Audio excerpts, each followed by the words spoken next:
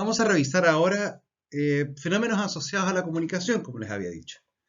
Pero lo vamos a ver desde el punto de vista de los axiomas. Probablemente han escuchado esta palabra otras veces o incluso han revisado estas ideas, pero quiero que las podamos revisar siempre aplicándolas y ejemplificándolas con contenidos y experiencias cotidianas, que se terminen de entender estos conceptos. Un axioma es una idea eje, axe, ¿sí? Como el desodorante. El desodorante se llama axe porque va en la axila. Y axila significa pequeño eje, ¿no? Que es el eje rotor de nuestro brazo. Un eje es un axioma, es una idea eje, es una idea indiscutible, es una idea que en realidad es evidente para quienes quieran verla. Por tanto, no se discute mucho. Vamos a revisar estos axiomas y vamos a ver cómo se aplican en la realidad. Vamos a ello. ¿Cuáles son esos axiomas? ¿Cuáles son esas verdades evidentes que podemos asegurar sobre la comunicación? El primer axioma es que es imposible no comunicar.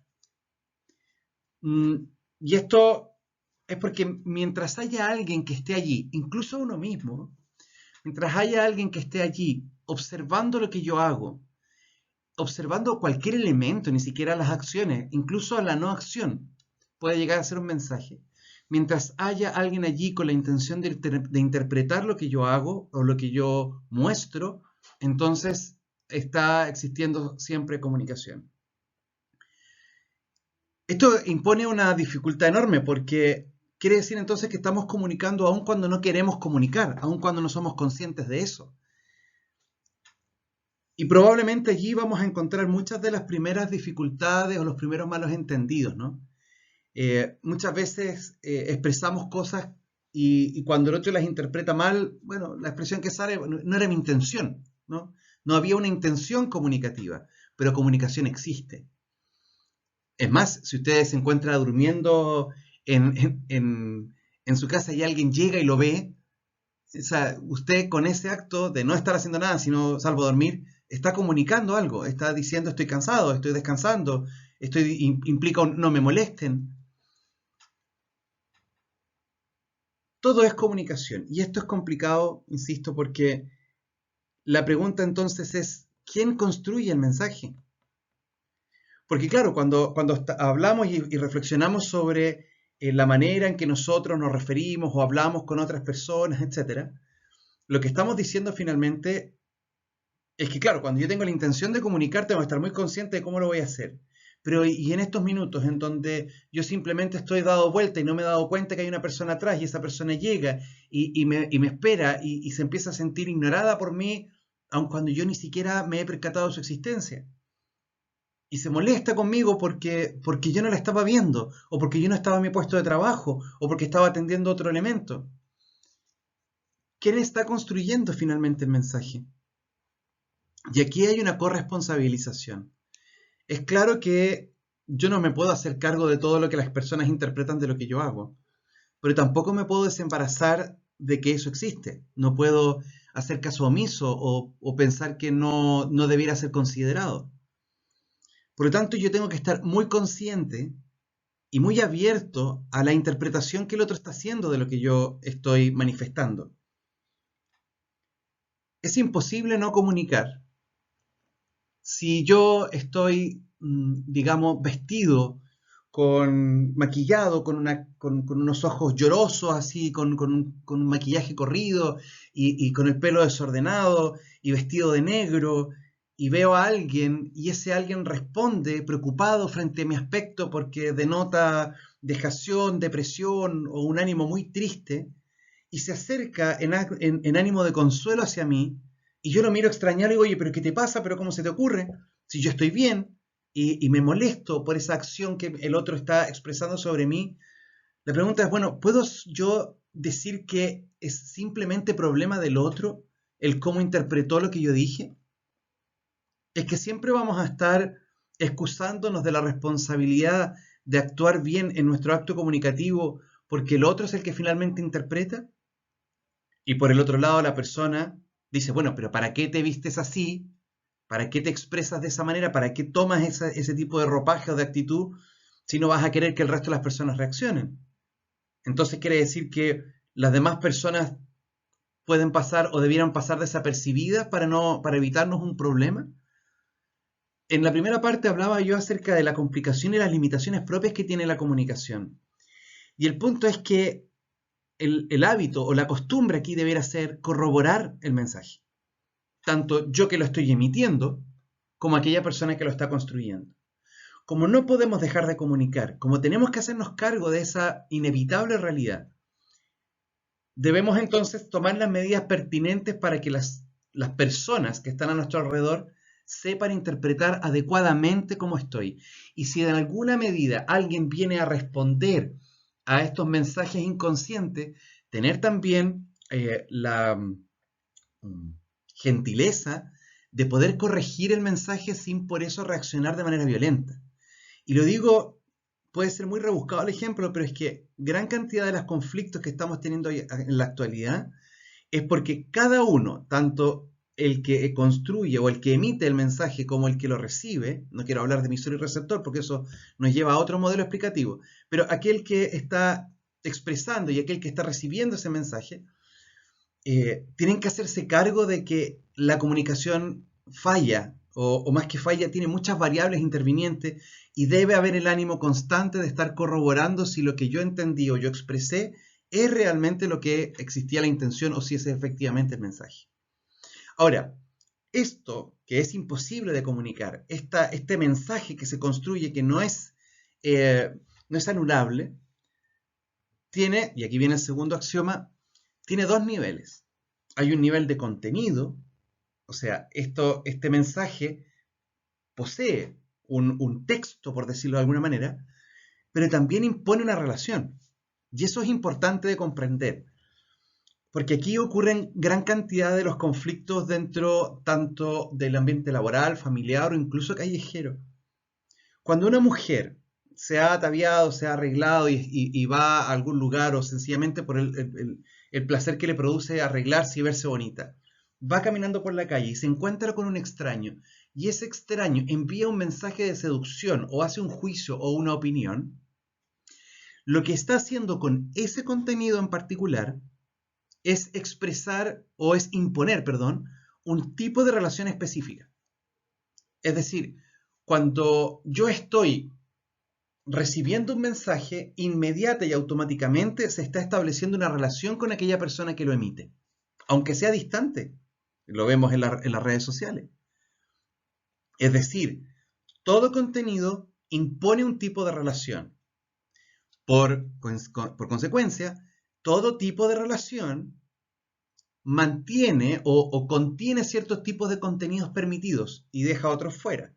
Es decir, en un ambiente laboral, la relación entre colegas es una relación que posee ciertos contenidos que están asociados a las tareas que se realizan, a la acción de interactuar en pos del trabajo. Cuando alguna de las personas establece una comunicación y entrega un mensaje que va por fuera de los contenidos permitidos para esa relación, nos genera un ruido. Tanto si habla alguna intimidad muy personal, tanto si entra en un ejercicio de seducción, tanto si solicita cosas que no son propias de la relación, tanto si expresa o se comporta como si nosotros no estuviéramos. Todos esos contenidos afectan el tipo de relación y la van construyendo y reconstruyendo constantemente. El tema es que cada uno de nosotros puede aprobar o desaprobar esos nuevos contenidos, es decir, puede aprobar o desaprobar la modificación de esa relación.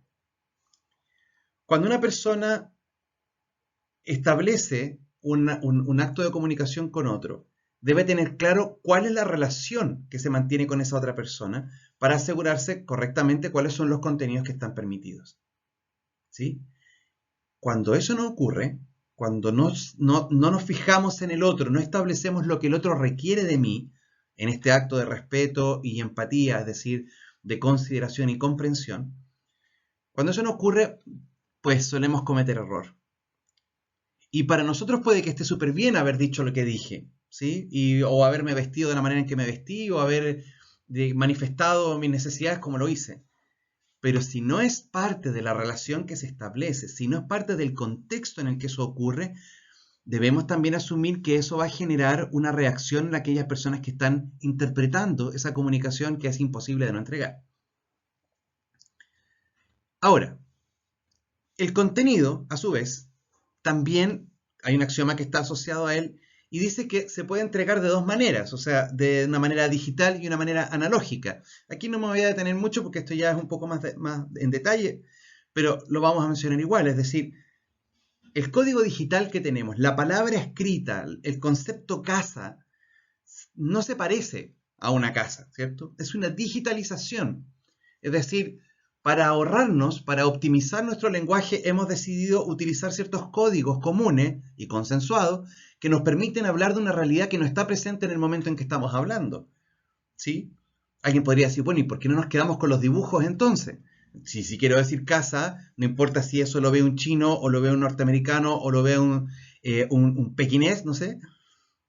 ¿Por qué no nos quedamos entonces con el dibujo? ¿Por qué pasar a lo digital si genera tanta limitación? Es decir, ¿qué pasa si el otro no participa o no conoce el código en el que estoy entregando las cosas, ¿no?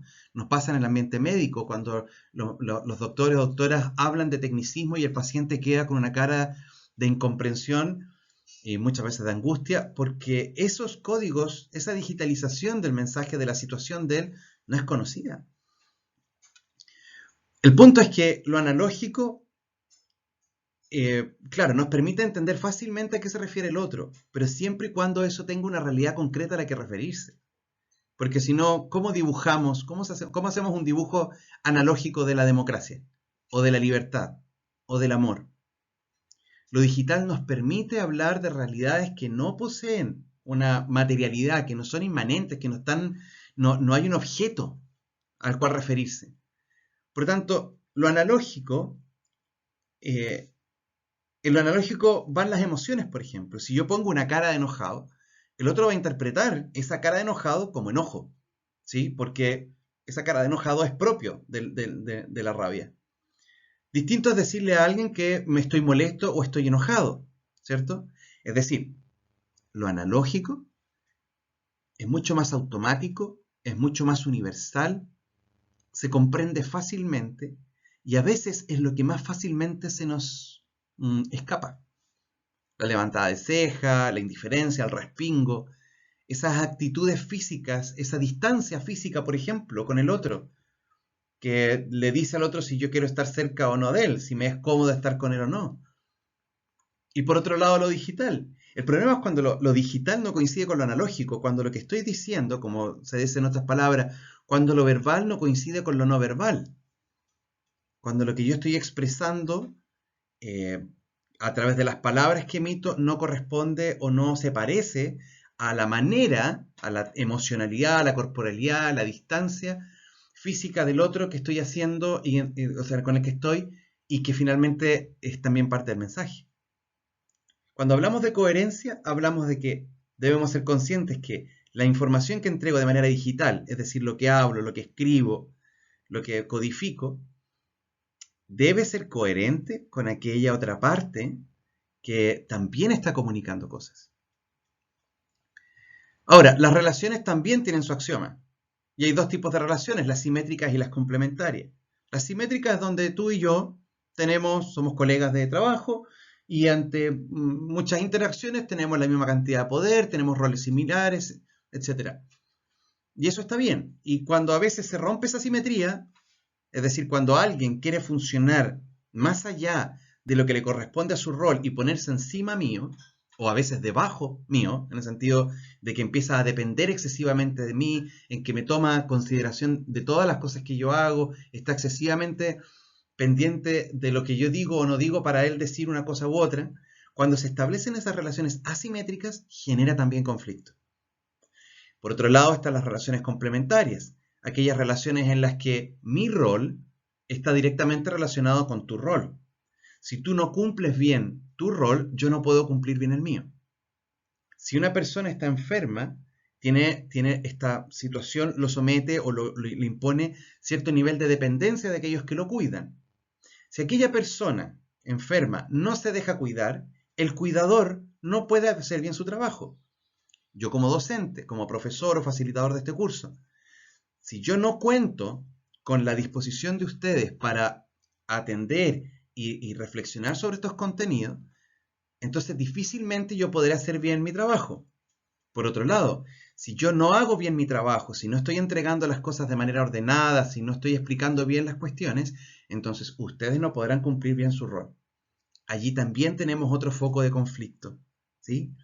Cuando el otro o yo mismo no estamos cumpliendo nuestro rol, se genera un quiebre, ¿sí?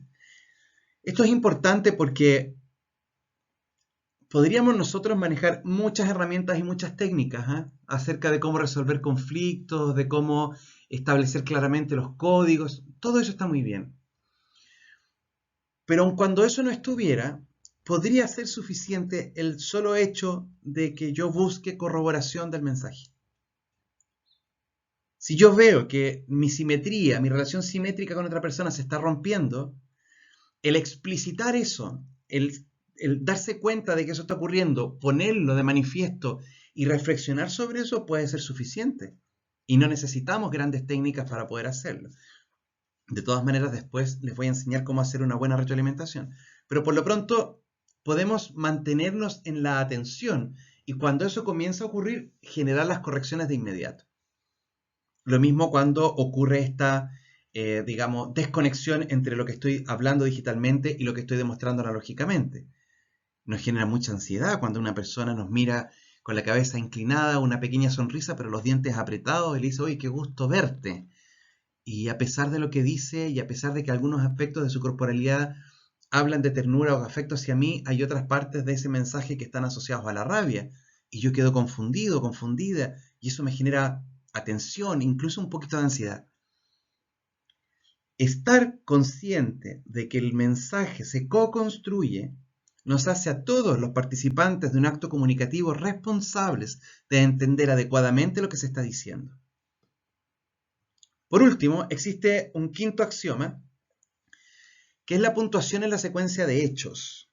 Y si ustedes recuerdan, había un personaje en El Principito que era, en uno de los asteroides había una persona ebria, un borracho. Y cuando el Principito le decía, ¿y usted por qué bebe? Para olvidar, decía él. ¿Y qué es lo que quiere olvidar? Que soy un borracho. Tú decías, pero bueno, ¿cómo es la situación? Aquí la puntuación de la secuencia de hechos, o sea, ¿qué es causa y qué es efecto? De eso estamos hablando. Se confunde. Señora, ¿usted por qué le pega a su marido? Porque él llega tarde todas las noches. Y caballero, ¿usted por qué llega tarde todas las noches? Porque cada vez que llego a la casa me pegan. Cada vez que nosotros establecemos una secuencia de hechos, es decir, esto vino primero ocurrió esto, luego esto, luego esto, luego esto, nosotros vamos a ordenar esos hechos como causas o consecuencias. Entonces, claro, oye, yo estoy muy molesto contigo porque tú no me entregaste el informe a la hora. Y el otro dice, pues es que yo no te entregué el informe a la hora porque tú no me entregaste la información correspondiente. Ah, pero es que yo no te entregué la información porque tú no me la pediste. Ah, pero es que yo no te la pedí porque yo supuse. Y así podemos estar secuenciando los hechos, puntuándolos de una manera que no nos trae ningún tipo de solución.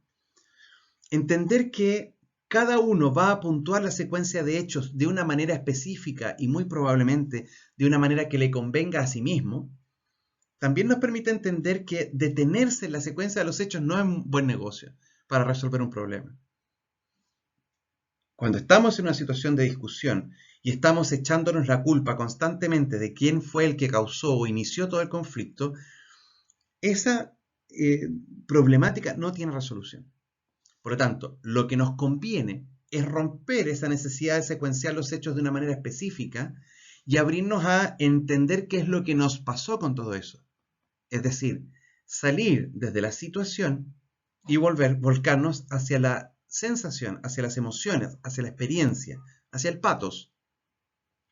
Cuando esto ocurre, digámoslo así, cuando yo tengo conciencia de que la comunicación es algo que se co-construye, cuando entiendo que debo ser consciente del tipo de relación que tengo con la otra persona para saber qué contenidos son permitidos allí o no. Y cuando yo entiendo que debe haber una coherencia entre lo que expreso verbalmente y lo que expreso con mis actos o mis disposiciones físicas, y además entiendo que el tipo de relación que tengo con las personas requiere de mí cierto funcionamiento, me tengo que hacer cargo entonces que cada vez que eso se rompa debe ser resuelto, debe ser reordenado por medio del diálogo, obviamente. Ahora, esto implica que uno tiene que estar muy atento a varios elementos, ¿no?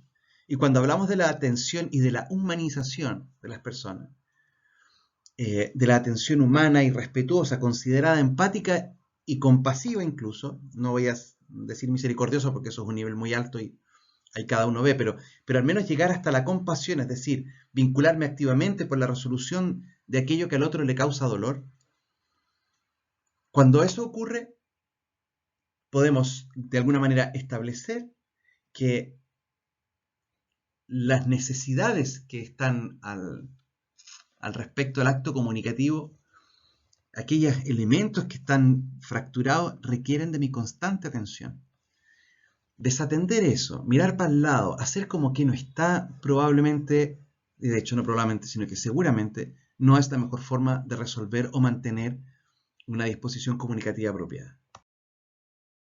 Cuando hemos detectado alguna falla en nuestra comunicación, cuando vemos que o se ha roto la complementariedad o la simetría, cuando vemos que hay una incoherencia entre lo digital y lo analógico, cuando vemos que los contenidos no son propios de la relación o la relación que tú quieres establecer le hacen falta estos contenidos, cuando me doy cuenta que la secuencia y la puntuación de hechos que estamos haciendo está llevándonos al error, cualquiera sean los posibles accidentes que podamos tener en el acto comunicativo, es necesario hacer una retroalimentación, sentarse a dialogar a partir de un análisis que sea respetuoso y la palabra que solemos utilizar que sea empático, es decir, voy a considerar y voy a comprender lo que le pasa al otro, pero también asertivo.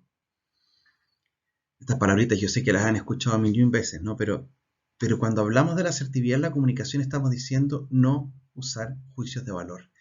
Eso en la empatía, en el respeto, en la compasión, en la misericordia, es parte esencial de la mantención de ese vínculo. Yo no hago un juicio de valor sobre ti. Puedo enjuiciar lo que ocurrió y enjuiciar en el sentido de contrastarlo con algún tipo de estándar, ¿no? Pero hacer un juicio de valor sobre ti como persona no es algo que sea bienvenido en una vinculación con otras personas. Cuando hacemos una buena retroalimentación, cuando queremos corregir algo nosotros o queremos que otro corrija algo, les voy a presentar aquí una manera muy asertiva y eficiente de hacerlo, ¿vale? Como hablamos de la retroalimentación, es decir, lo que tú me entregaste, yo te lo voy a entregar de vuelta para que lo veas, vamos a utilizar la mnemotecnia del CAR, como si fuera un auto. Estas 3 letras significan 3 momentos en una buena retroalimentación. Después se extienden, pero por lo pronto estas 3.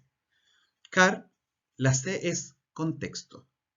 Cada vez que yo le voy a dar una retroalimentación o quiero corregir a alguien o quiero darle un consejo o darle una opinión que vaya en pos de su construcción o de su mejoramiento como persona, lo primero para ayudar a la persona a entender bien lo que le voy a decir es darle un contexto. ¿Recuerdas tú cuando vino la persona con muletas a mediodía? Contexto. Lo segundo a lo que nos vamos a referir es a la acción que hizo la persona, ¿no? ¿Te acuerdas tú cuando vino esta persona? Sí. ¿Te acuerdas tú que, sabes, tú le sonreíste mucho y le ofreciste un asiento? Esa es la acción que quiero retroalimentar. Y la R es de resultado.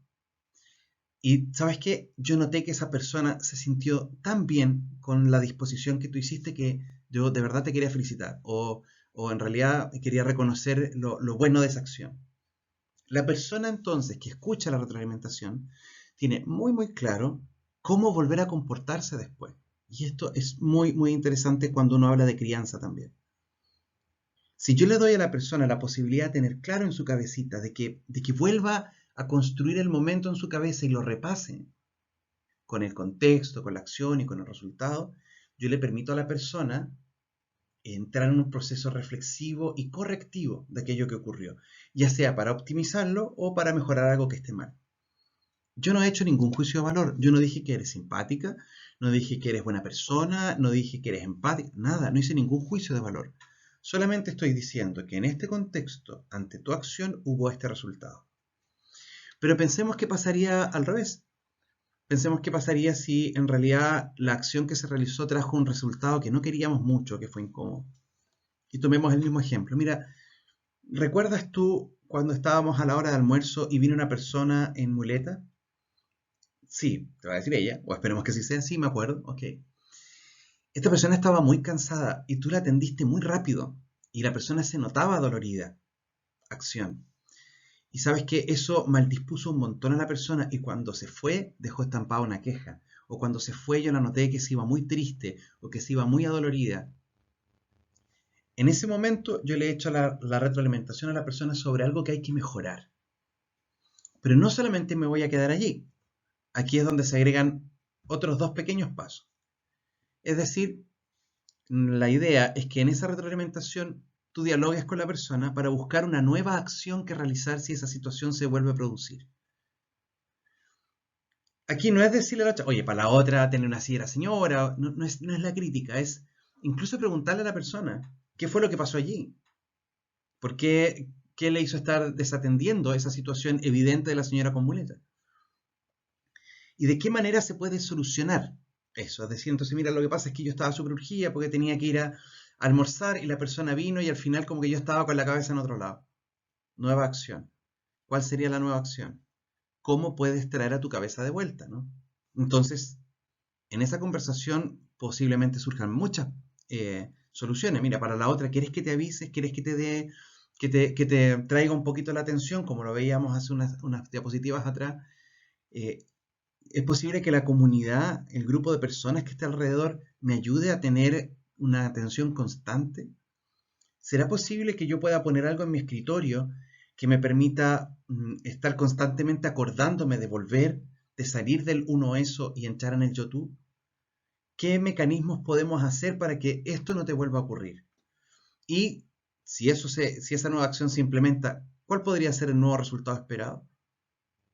¿Cómo crees tú que se va a sentir la persona si esta vez, en vez de apurarte mucho, le expresas cómo te sientes que estás apurada, por ejemplo, y la invitas a sentarse o a pasar a otro lugar, o a lo mejor le pides a otra colega que atienda, o etcétera? Ver otras posibles soluciones a esa situación. ¿Cómo crees tú que se sentiría la persona? Entonces, bueno, como estamos haciendo una retroalimentación para mejorar, estamos buscando que la persona se sienta mejor, se sienta acogida, respetada, comprendida, atendida. Si ustedes se dan cuenta, aquí hay una actitud de base que se repite constantemente y es estar atento, estar atenta, ya sea yo mismo sobre mi conducta o aquellos que me rodean pueden estar atentos sobre mi conducta. Y si alguien quiere corregir algo que no he hecho bien, pues bien, esta fórmula nos puede servir mucho. Contextualizo, declaro la acción, en este caso, digamos, no acertada, vemos el resultado no querido, buscamos una nueva acción que sí sea más propendiente a lo que buscamos y explicitamos el resultado que queremos. La diapositiva anterior hablaba de cuando vamos a tener una conversación que está dirigida a la situación, a un evento, a un hecho, algo que queramos corregir. Pero hay otro tipo de conversaciones en el YouTube en donde la intención final es empatizar, es decir, comprender cuál es la experiencia que está sufriendo o experimentando el otro. Y aquí voy a hacer una enumeración de algunos elementos importantes al respecto. Lo primero, y lo dije también recién en la diapositiva anterior, el hecho de enjuiciar no permite empatizar, porque el juicio rompe el respeto. El prejuicio rompe el respeto. Insisto, cuando hablamos de juicio es cuando yo reduzco a la persona a una característica. Eres una, ¿sí? Podemos hablar de las conductas. Si queremos hablar de las conductas, lo utilizamos con el método que acabamos de ver. Pero si quiero referirme a la persona, entonces es la empatía y esta aproximación paulatina y progresiva a la experiencia del otro y lo que ella significa para él o ella. Implica que no podemos emitir juicios. Segundo elemento, el tipo de preguntas que hacemos. Y es que la pregunta, y voy a dejar asociado un texto a esto, que es El arte de hacer preguntas. Es un libro muy interesante que habla de la relevancia de cómo poder hacer las preguntas precisas que abran los espacios que buscamos, ¿no? La declaración, el juicio, la imposición cierran espacios, porque dejas al otro con la única posibilidad de aceptar o rechazar lo que tú le estás imponiendo. Cuando tú cambias las preguntas y estas preguntas son abiertas, invitas a la persona a participar de algo que van construyendo en conjunto. Por eso es que cuando queremos empatizar, en otras conversaciones está bien utilizar el por qué, pero cuando queremos empatizar, el por qué no nos sirve. La pregunta por qué. La pregunta por qué busca analizar, busca entender lo que ocurrió, pero no busca necesariamente comprender lo que la persona está viviendo con eso. Siempre tiro el mismo ejemplo. Gonzalo, ¿cómo estás? Cansado. ¿Por qué? Me pregunta alguien. Bueno, estoy cansado porque anoche dormí mal. ¿Y por qué dormiste mal? Dormí mal porque me acosté muy tarde porque estaba haciendo unos trabajos. ¿Y por qué te quedaste hasta tarde trabajando? Lo que pasa es que estoy con mucha pega y finalmente se me están juntando las cosas. ¿Y por qué estás con tanta pega? Lo que pasa es que hace como 4 meses, cada vez que yo le pregunto a una persona por qué, lo estoy alejando de su situación actual. Voy hacia atrás, hacia atrás, hacia atrás. O sea, ya en el primer por qué, la persona no nos está hablando de cómo está. Nos está hablando de cómo estuvo ayer, cómo estuvo anoche. La pregunta qué o la pregunta cómo pide descripción. ¿Se acuerdan que cuando les pregunté al inicio de esta sesión cómo estaban, yo les solicitaba a ustedes que describieran? Bueno, es lo mismo. Hola Gonzalo, ¿cómo estás? Cansado. ¿Cansado cómo? No sé, cansado como un poco agobiado, fíjate. ¿Qué sientes? ¿Qué sientes en ese agobio? Miras como una presión en el pecho, es como poca energía. Cuando yo le hago esas preguntas a la persona, en 2 o 3 preguntas, la persona no se ha movido de su experiencia, sigue estando allí. Es más, le he permitido con esas preguntas ir profundizando, ir comprendiéndose mejor, al punto de decir, ¿sabes qué? Creo que es necesario que empiece a tomar decisiones, que empiece a soltar algún par de cosas. Cuando la gente dice, pues es que no hay tiempo para eso, es que no tenemos tiempo para andar empatizando, no tenemos tiempo para ser compasivo, yo no estoy diciéndole a usted que haga cosas diferentes a las que suele hacer. Lo que estoy diciéndole es que haga las cosas que suele hacer de una manera diferente. Si usted está atendiendo y usted está presente en el yo-tú, va a ser imposible que la persona no sienta que usted lo está atendiendo.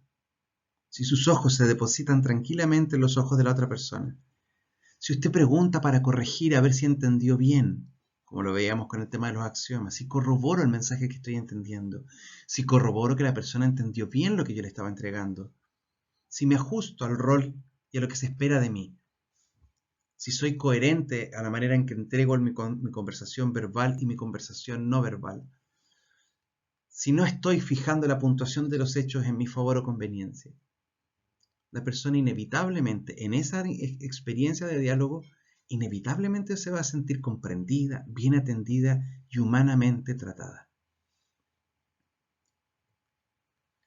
Cuando hablamos de seguir el ritmo del otro, es también responder a que si voy a establecer un diálogo con el otro, tengo que asegurarme o decidir que no habrá otra cosa que interrumpa esta conversación que no sea lo que la persona está diciendo. No hay otro foco. Claramente podemos estar abiertos a que las circunstancias, situaciones puedan sacarnos de allí. Las emergencias siempre ocurren, ¿no? La vida se abre paso.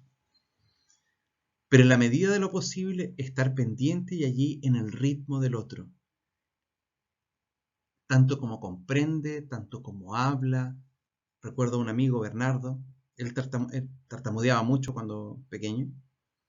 Y yo siempre le terminaba las frases. Y un día me dijo, sabes, si no tienes tiempo para hablar conmigo, entonces no hables conmigo.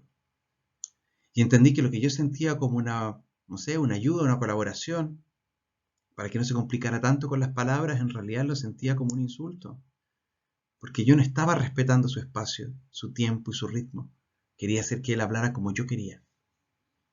Una de las cosas más difíciles de entender sobre amar es que uno tiene que amar como el otro necesita ser amado, no como a uno le es cómodo amar. Cuando uno respeta, respeta como el otro necesita ser respetado, no como como a mí me es fácil respetar. Porque en estas relaciones lo importante, como dice el título, el desafío, es poner a las personas primero. No curiosear en los temas implica que yo no voy a preguntar más allá de lo que el otro quiera contarme. Cuando yo empatizo soy muy respetuoso de los límites y espacios que el otro me abre. Los agradezco, pero no voy más allá. No se trata de que usted tenga la película más clara o no, se trata de que el otro se sienta comprendido y pueda ver aspectos de su experiencia que hasta el minuto no ha visto. Estar presente en la conversación. Hay una frase en latín, age quod agis, significa haz lo que haces. Básicamente es que tu mente y tu culo estén en el mismo asiento. ¿Sí? Si vas a prepararte huevos revueltos, prepara huevos revueltos preparando huevos revueltos. Si vas a regalonear con tu hijo, regalonea con tu hijo, regaloneando con tu hijo. Pero no regalonees con tu hijo con el celular encendido revisando tu correo. Haz lo que haces. Trae tu mente y ponla justo allí donde está también tu cuerpo. Esa es la mejor manera de no cometer error. Bien, con esta información damos por concluida la segunda parte de este segundo módulo. Me gustaría invitarlos a una reflexión más apegada a su cotidianidad. Invitarlos e invitarlas a poner en práctica algunos de estos elementos y conversarlos entre ustedes también. Hay un elemento que vamos a conversar y presentar en futuros módulos que habla acerca del ambiente de trabajo y de cómo establecer ciertas dinámicas que sean favorecedoras del bienestar, no solamente de la eficiencia. Poner a las personas primero, poner a las personas en el centro, implica también uno estar en el centro. No para imponer lo que yo quiero, no para establecer mis prioridades por sobre las de los demás o mis necesidades, sino prioritariamente porque yo debo estar consciente de quién estoy siendo en el minuto en que estoy en la interacción con otras personas.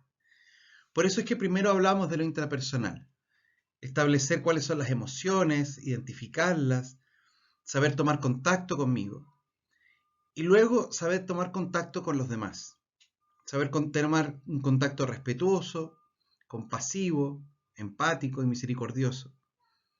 La intención, pues, es que con toda esta información ustedes puedan permitirse desarrollar una actitud diferente.